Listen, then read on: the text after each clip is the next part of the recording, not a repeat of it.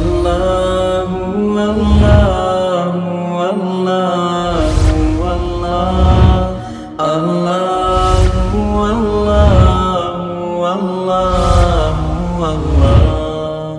اللہ اللہ۔ بسم اللہ الرحمن الرحیم۔ ہدایت النحو کا 5واں باب ہے مجرورات۔ اس کا سبق نمبر 4 اور آخری سبق ہے اسماء ستہ مکبرہ کی اضافت۔ آج کے سبق کے اندر اضافت سے متعلقہ کچھ احکامات کو بیان کیا جائے گا۔ عبارت دیکھ لیں، ترجمہ کریں گے اور آخر میں اس کی تشریح کرتے ہیں۔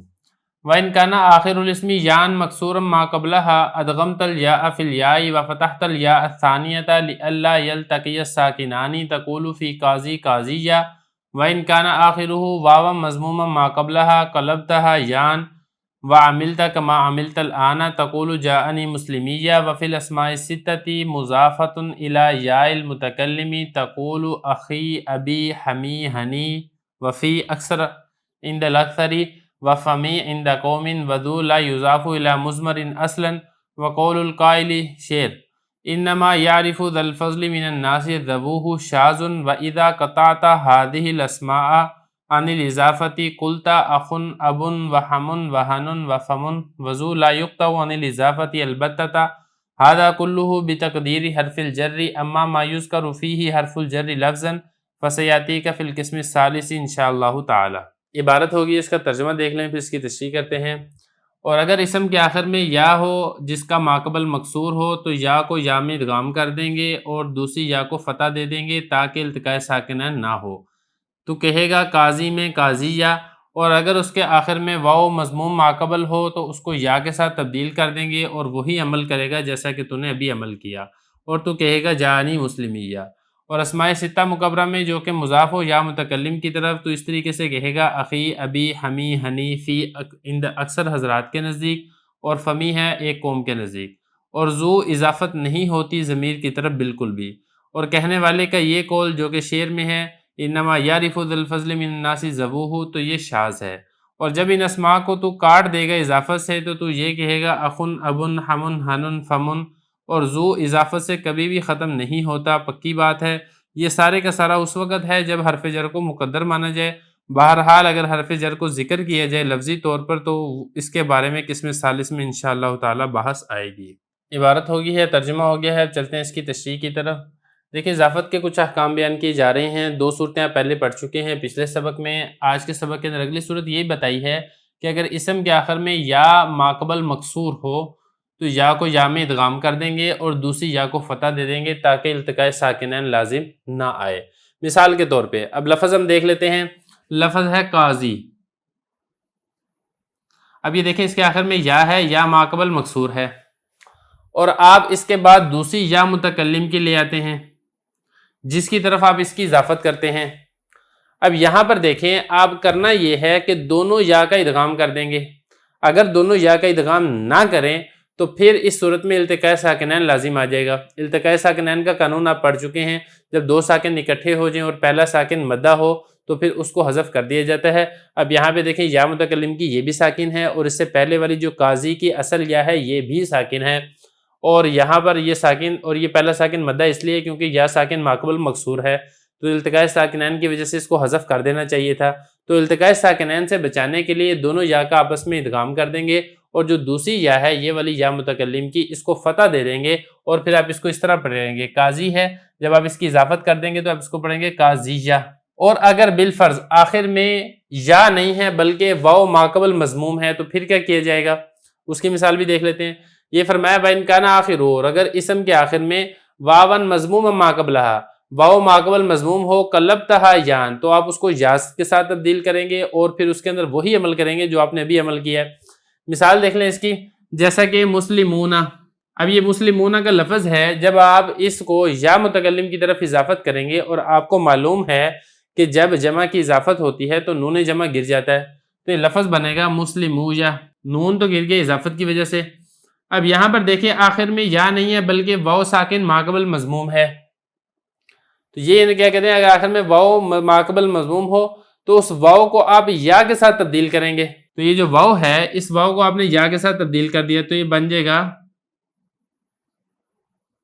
اور واو کی مناسبت سے یا کی مناسبت سے ماقبل جو کسرہ ہے اس کو ماقبل جو ضمہ ہے اس کو آپ کسرہ دے دیں گے تو مسلمیہ بن جائے گا. پھر یا کا یا میں آپس میں ادغام کر دیں گے, وہی کام کریں گے جو آپ نے ابھی یہاں پر کام کر چکے ہیں. قاضی میں یا کا یا میں ادغام کر کے جو دوسری یا ہے اس کو آپ نے فتح دے دینا ہے. تو یہ فرمایا جانی مسلمیہ, تو اصل میں کیا تھا مسلمون آیا تھا, پھر مسلموجہ ہوا, پھر مسلمیہ ہوا, پھر مسلمیہ ہوا. یہ بعض رات یہ کرتے ہیں کہ پہلے ادغام کر دیں, ادغام کرنے کے بعد آپ پھر جو ماقبل ضمہ ہے اس کو کسرہ دے دیں. دونوں طریقے سے جو آپ کو اچھا لگتا ہے آپ اس کو کر سکتے ہیں.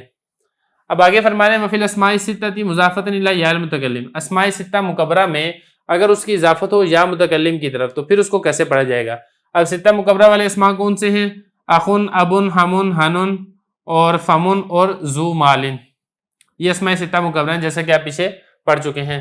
اب اس کی اگر آپ یا متکلم کی طرف اضافت کریں گے تو پہلی بات تو یہ ہے کہ اضافت کرنے میں جو لام کلمہ حذف ہے وہ واپس نہیں آئے گا, کیونکہ جو ابن ہے نا اصل میں کیا تھا ابا ون تھا, اخن ہے اصل میں کیا تھا اخا ون تھا. تو لام کلمہ حذف ہو جاتا ہے اور عین کلمہ اس کا باقی رہتا ہے. جب آپ نے اس کی اضافت کرنی ہے تو آپ نے اس کو نارمل طریقے سے یا لا کے اور جو اس سے پیچھے جو ضمہ تھا اس کو آپ نے کسرہ سے تبدیل کر دینا یا کی مناسبت سے. تو اخن سے ہو جائے گا اخی, ابن سے ہو جائے گا ابی, ہمن سے ہو جائے گا ہمی, ہنن سے ہو جائے گا ہنی اور فی. اس کے بارے میں تھوڑا سا سمجھ لیں. اکثر حضرات فرماتے ہیں کہ یہ فیجا ہوگا اور بعض حضرات فرماتے ہیں کہ یہ فمی ہوگا. اب یہ فیجا اور فمی کا کیا چکر ہے یہ بھی تھوڑا سا دیکھ لیتے ہیں. دیکھیں یہ جو فمن ہے اصل میں تھا فوہن, پھر ہم نے اس میں یہ کیا کہ جو واو تھی واو کو میم کے ساتھ تبدیل کر دیا اور آخر میں ہا کو حذف کر دیا, تو یہ بن گیا فمن. اب اس کی اگر آپ یا متکلم کی طرف اضافت کرتے ہیں تو بعض رات تو یہ فرماتے ہیں کہ بس جس طریقے سے باقی کی آپ نے اضافت کی تھی اخن کی, ابن کی, ہمن کی, ہنن کی, یا کی طرف کچھ بھی تبدیلی نہیں کی تھی, جو لام کلمہ حذف شدہ واپس نہیں لوٹا تھا, یہاں پر بھی آپ جو حذف ہو چکا ہے تبدیلی ہو چکی ہے اس کو آپ واپس نہ لوٹائیں, سمپل طریقے سے اس کے آخر میں یا لگا کے اس کو پڑھ دیں فمی ان دا قومن, جیسا کہ بعض قوم کہتی ہے. لیکن بعض دیگر حضرات کہتے ہیں کہ نہیں ایسے نہ کریں, جب آپ اس کی یا متکلم کی طرف آپ اضافت کریں گے تو آپ اس کے اندر وہی والا قانون جاری کریں جو آپ نے مسلمیہ کے اندر جاری کیا تھا, جو آپ نے قاضیہ کے اندر جاری کیا تھا. اب مسلمیہ یہاں پر بھی تو واو تھی نا, واو کو ہم نے یا کر کے یا کا یا میں ادغام کر دیا تھا, یہاں پر بھی اصل میں واو ہی تھی, تو آپ اس واو کو یا کر دیں اور یا کا یا میں ادغام کر دیں اور یا جو دوسری یا ہے اس پر آپ فتح لیں تو آپ اس کو پڑھیں فی یا. تو بعض رات یہ کہتے ہیں فی یا عند الاکثر, تو اس کو فی نہیں پڑھنا, اس کو پڑھنا فی یا. وفمی عند قومین, اور بعض قوم کیا کہتی ہے کہ اس کو آپ فمی پڑھیں جیسا کہ میں آپ کو بتا چکا ہوں. آخری حرف دیکھیں اسماء ستہ مکبرہ میں سے وہ ہے ذو. دیکھیں جس طریقے سے یہ سارے اضافت کے بارے میں جو اصول ہے وہ آپ کو بتایا جا چکا ہے, اس کے بارے میں ذو کے بارے میں ایک اصول یہاں پر یہ بتایا جا رہا ہے کہ جب بھی مضاف بن کر آئے گا یہ اس میں ظاہر کی طرف مضاف بن کر آئے گا, اس میں ضمیر کی طرف مضاف بن کر نہیں آئے گا. جیسا کہ یہاں پر آئے گا نا یہ یا متکلم ضمیر کی طرف, یہ بھی ضمیر کی طرف, یہ بھی ضمیر کی طرف, یہ بھی ضمیر کی طرف, یہ بھی ضمیر کی طرف. ذو کے بارے میں ایسا نہیں ہو سکتا, یہ ذیجا نہیں ہو سکتا. تو یہ فرمایا کہ ذو لا یضاف الی مضمر اصلا, مضمر مطلب ضمیر, ذو کبھی بھی ضمیر کی طرف مضاف بن کر نہیں آئے گا. وقول القائل شعر, یہاں سے ایک اعتراض کا جواب ہے. معترض اعتراض یہ کرتا ہے کہ آپ نے کہا کہ ذو کی اضافت ضمیر کی طرف نہیں ہوگی, ہم آپ کو عرب کا ایک شعر دکھاتے ہیں جس میں ذو کی اضافت ضمیر کی طرف ہو رہی ہے. اور وہ شعر کیا ہے؟ انما یعرف ذو الفضل من الناس ذبوہ. یہاں تک یہ ایک مصرع ہے, سوائے اس کے نہیں پہچانتے ہیں فضیلت والوں کو لوگوں میں سے صرف فضیلت والے ہی, کہ جو خود افضل ہوتا ہے وہی لوگوں میں سے افضل بندوں کو پہچانتا ہے. اب یہاں پہ محل استشہاد یہ ذبوہ ہے. ذبوہ کے بارے میں آپ غور کریں گے تو یہ ذو تھا اور اس میں پھر ہو ضمیر کی طرف اضافت کر دی گئی. تو یہ ایک معترض کا اعتراض ہے. اب شاذ ان سے اس اعتراض کا جواب ہے. اس اعتراض کا جواب کیا ہے کہ یہ شاذ ہے, یعنی یہ عرب کے اندر بہت کثرت کے ساتھ استعمال نہیں ہو رہا. کو اکا دکا مثالیں آ جائیں تو اکا دکا مثالوں سے آپ دلیل نہیں پکڑ سکتے. تو یہ اعتراض کا جواب آ گیا. اب اس کے بعد آگے وَإِذَا قَطَعْتَ هَذِهِ الْأَسْمَاءَ عَنِ الْإِضَافَةِ, اور جب آپ ان اسماء کو اضافت سے کاٹ دیں گے تو آپ یہ پڑھیں گے اخن, ابن, ہمن, ہنن, فمن, یہاں تک. دیکھیں جیسا کہ آپ کو معلوم ہے کہ جب اضافت ہوتی ہے تو بعض اوقات آخر سے تخفیف ہو جاتی ہے.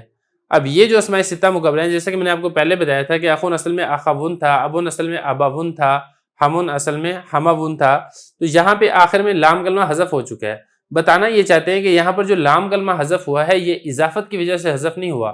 اگر تو یہ اضافت کی وجہ سے حذف ہوتا تو جب آپ اضافت ختم کر دیں گے، مضاف مضاف الیہ بنا کر اس کو ذکر نہیں کریں گے تو پھر لام کلمہ واپس لوٹنا چاہیے، لیکن لام کلمہ واپس نہیں لوٹتا. تو یہ فرمایا جب آپ ان اسماء کو اضافت سے کاٹ دیں گے تو آپ یہ کہیں گے اخن ابن ہمن ہنن فمن. لیکن جو زو ہے اس کو آپ اضافت سے نہیں کاٹ سکتے، کیونکہ زو جب بھی آئے گا وہ اضافت کے ساتھ ہی آئے گا، ہمیشہ مضاف بن کر ہی آئے گا. مضاف بنے بغیر زو استعمال عرب کے کلام میں نہیں ہوتا. یہ فرمایا وضو لا یقطع عن الاضافۃ البتہ، اور یہ جو زو ہے یہ کبھی بھی اضافت سے نہیں کاٹا جاتا بالکل بھی. یہاں تک یہ بات مکمل ہو چکی ہے. آگے حضرت فرما رہے ہیں وَهَذَا كُلُّ بِتَقْدِيرِ حرف الجر. یہ ساری کی ساری بحث جو آپ نے پیچھے پڑھ لی ہے اضافت کے متعلقہ، یہ ساری کی ساری بحث اضافت میں اس اضافت کی ہے جس میں حرف جر لفظوں کے اندر نہ ہو بلکہ حرف جر تقدیراً ہو. ساری کی ساری بات اسی میں ہے. بہرحال اگر حرف جر لفظوں کے اندر ہو تو پھر کیا بحث ہے، وہ سارے کے سارے مباحث اس کے متعلقہ وہ انشاءاللہ آگے چل کے جو تیسری قسم ہے اس کے بارے میں آئیں گے جو کہ حروف کے بارے میں ہے.